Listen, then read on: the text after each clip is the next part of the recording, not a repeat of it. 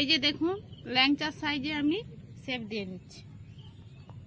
একই রকম ভাবে বাকি লাচ্ছিটা আমি শেপ দিয়ে নেব। সবগুলো ল্যাংচা ভাজা হয়ে গেছে, এবার আমি তুলে নিচ্ছি।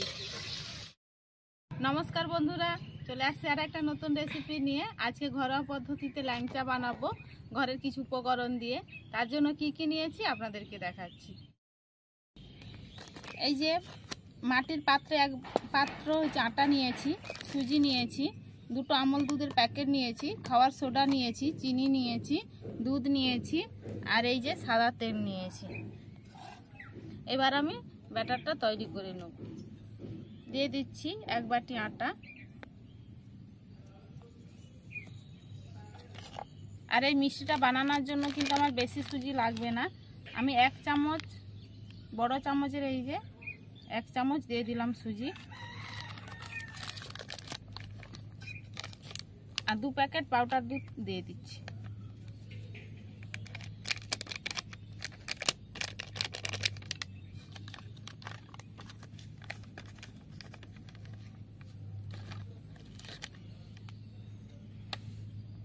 দিয়ে দিচ্ছি 4 চামচের 1 চামচ খাওয়ার সোডা। সব কিছু উপকরণ দেওয়া হয়ে গেছে, এবার আমি ভালোভাবে মাখিয়ে নেব। দেখুন মাখানো হয়ে গেছে, শুকনো উপকরণগুলো সব আর হাতের মুঠোয় হয়ে যাচ্ছে দেখুন। আর আমি দুধ দিয়ে মাখাচ্ছি, আপনারা চাইলেও কিন্তু জল দিয়েও মাখাতে পারেন।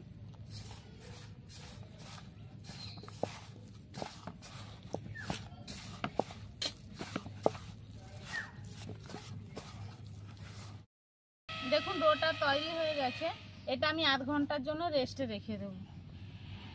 রেখে দেব। তারপরে আমি চিনির শিরাটা উনান ধরিয়ে তৈরি করে নেব। উনানটা ধরিয়ে কড়াই বসে দিয়েছি। কড়াইয়ের মধ্যে দিয়ে দিচ্ছি এই যে 1 বাটি চিনি, ওই বাটির 1.5 বাটি জল দিয়ে দিচ্ছি।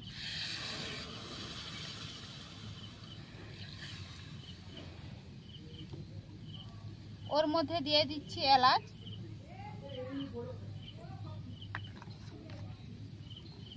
চিনির শিরাটা আমি তৈরি করে নেব। আধ ঘন্টা পর ফিরে এলাম। দেখুন ডোটা তৈরি হয়ে গেছে, এবার আমি শেপ দিয়ে নিচ্ছি।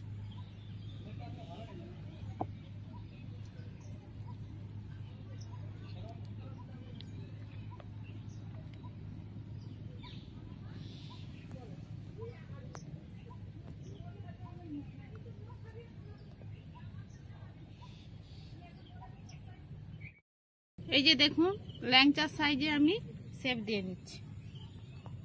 একই রকম ভাবে বাকি লাচ্ছিটা আমি শেপ দিয়ে নেব। উনানটা ধরিয়ে কড়াই বসে দিয়েছি, কড়াইয়ের মধ্যে তেল দিয়ে দিয়েছি, আর সবগুলো শেপ দেখুন তৈরি হয়ে গেছে। ওই তেলের মধ্যে আমি ছেড়ে দিচ্ছি।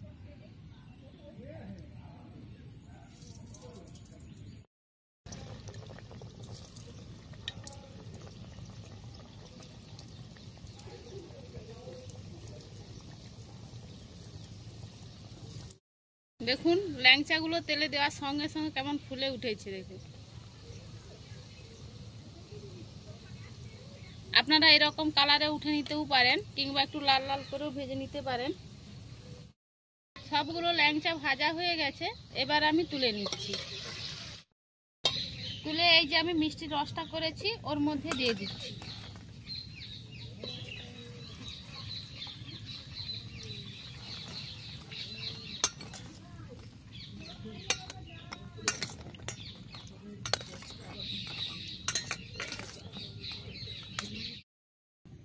এক কাপ আটা আর হাফ কাপ গুঁড়ো দুধ, 1 চামচ সুজি দিয়ে কতগুলো ল্যাংচা হয়ে গেছে দেখুন।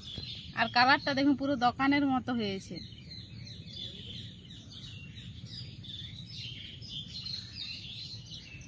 আমি যেভাবে বানালাম আপনারা অবশ্যই কিন্তু বাড়িতে ট্রাই করবেন, আর কেমন লেগেছে আমাকে কমেন্টেও জানাবেন। এখানে আমি ভিডিওটা শেষ করছি। দেখা হচ্ছে আবার নতুন কোনো ভিডিও নিয়ে। ভালো লাগলে অবশ্যই লাইক, কমেন্ট, শেয়ার, সাবস্ক্রাইব করবেন। সবাই ভালো থাকবেন, সুস্থ থাকবেন।